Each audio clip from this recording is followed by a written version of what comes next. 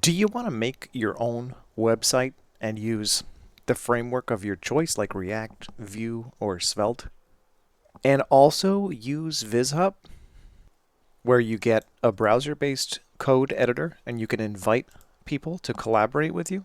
You could even let anyone edit and use VizHub as essentially a CMS, a content management system for your code. See, this is all vanilla JavaScript, and you can export the code. And then you get a zip file with the source files, and the source files are set up in a certain way to work with NPM workspaces locally. And in fact, there's this Vite export template that shows how to programmatically export the code out of VizHub using an npm command. So you can run npm run VizHub pull, and what that does is cleans out the old stuff, runs this download script, which is a curl command against the VizHub API, which downloads a zip file, and then we unzip the file and delete the unzipped file. And maybe this could be cleaned up, but basically it works. Let me show you what this looks like in action. I'm going to open up my terminal here, my Linux terminal. I'll navigate to this repository, which you can also access, by the way, if you git clone this one. In this directory, there is a package.json that has in the scripts section a script called VizHub pull. To run that, we can use npm run VizHub pull. And what that does is downloads the latest version of the source code out of VizHub. And let's see what that latest version is. I believe there's an npm run dev script that runs a local Vite server. Oh no, there's an error. Let's take a look at the git diff. Based on the diff, it looks like a bunch of files were deleted. Aha! It was renamed. So instead of parallel coordinates brushing prototype, now it's called parallel coordinates with brushing. This is the example linked from the README. This one here. And it looks like I changed the custom URL. Probably the first step, if you want to start exporting your code out of VizHub automatically, is to set the custom URL. That way you can use that in your scraping script and in your code base. This error we saw only means that we need to update the import. Here I've got the project open in VS Code, and you can see that there are some packages or workspaces, npm workspaces.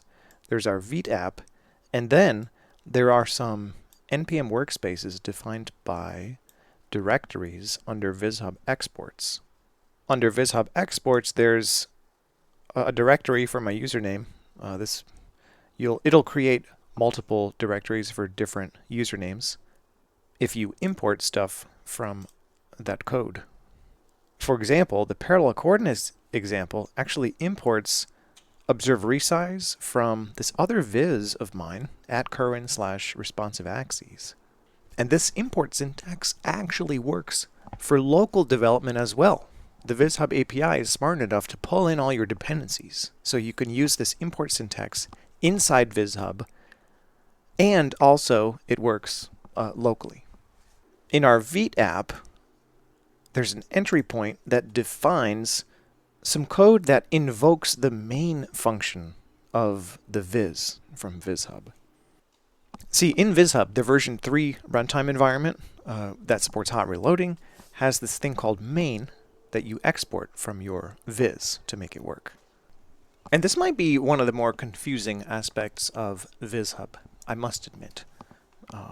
But it gives you kind of a Rosetta Stone for writing vanilla JavaScript with D3 that is interoperable with various frameworks like React, Vite, and Svelte, and Vue. But the pattern is this. There's a named export on index.js called main. And main takes as input a container, which is a DOM element, and state and set state.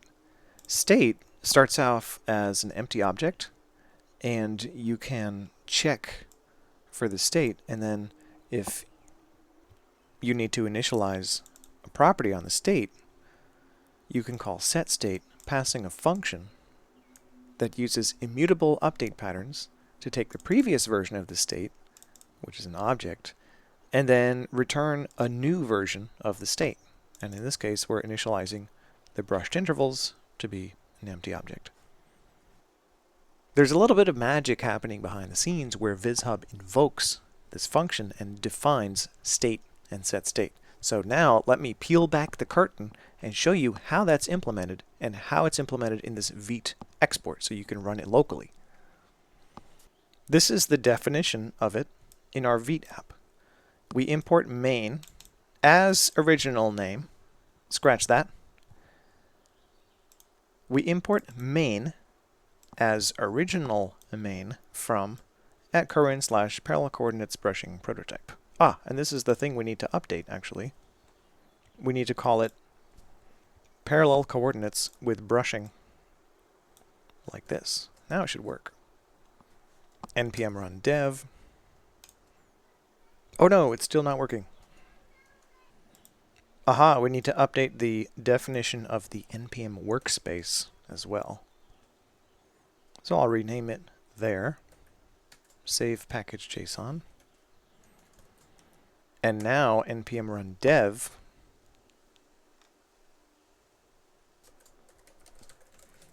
still doesn't work. Do we need an npm install? Now it works. Localhost is running our parallel coordinates. Hooray! And this is the most up-to-date version. But let me get back to what I was saying. How does the state and setState get defined? We import main as the original version of main from this npm workspace. And then here is the definition of state. We use let so we can change it over time. And we initialize state to be an empty object. In this Vite setup and in VizHub, there are two things that could change over time: the state and the implementation of the code. And when that changes, we use hot reloading to inject the latest version of the code into the runtime environment, which Vite does, by the way. That's why we set main to be original main. And then we have a container, which is document.querySelector viz container, which is a class. And the way this is defined in index.html here is it's just a div in the body. And there's also some CSS that styles that div to just take up 100% of the body. And then we get rid of the default margins and the scroll bar on the body like this. This is pretty much the same setup as VizHub does internally. So anyway, that's how we get the container. It's just a DOM element. And then there's a function called render that just invokes main, which is imported from our VizHub export, passing the container and also passing an object that has state and setState. Now setState is defined right here, and it's dead simple. This is a dead simple state management solution that I bet you could reproduce in any framework. I know you can do it in React, because in React, this kind of definition of state and setState is compatible with useState, initialized to an empty object. So I'm sure you could do it in Vue or Svelte. But anyway, here's the vanilla JavaScript definition of setState that just takes as input next a function that gets invoked with the previous state and returns the new state, and then all it does is assign that new state to our state variable, which we can do because we use let, not const. And then we call render. And render just invokes main again with the latest version of the state. That's how it deals with state changes. How does it deal with hot reloading? Well, it turns out Vite has an API for hot reloading. Oh, and yeah, we have to call render once to kick it off. But there's also this Vite-specific handling of hot reloading, where we say if import meta hot, then import meta hot except. Here's another place we're going to have to update the import. To get hot reloading to work, we have to update this there. And then this function gets called every time with the new definition of the module when you change the source code.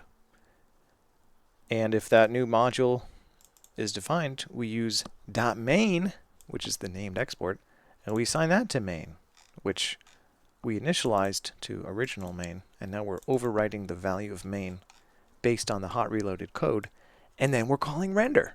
And then render uses the latest version of main with the old state. So this is how it preserves state across hot reloads. So if you, for example, zoom into a certain area, like at the circle pack example, you can zoom in to a specific area, and because the zoom is tracked on the state, you can use something like the color picker to change the color, and the hot reloading takes effect without having to reset the zoom, which is super nice. And this setup here lets you replicate that hot reloading locally outside of VizHub. And if you want, you can also run npm run build. Oh, actually, that's not defined. Let's define it. Build should just be something that runs the Vite build. That way you can run that and deploy to production servers using whatever deployment method you'd like. Let's try it again. npm run build. Error, missing script buoyed.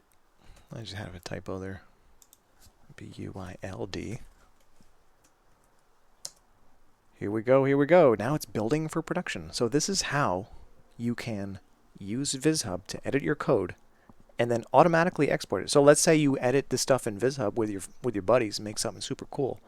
All you have to do is npm run VizHub pull, and then you can make a commit and deploy to your production site.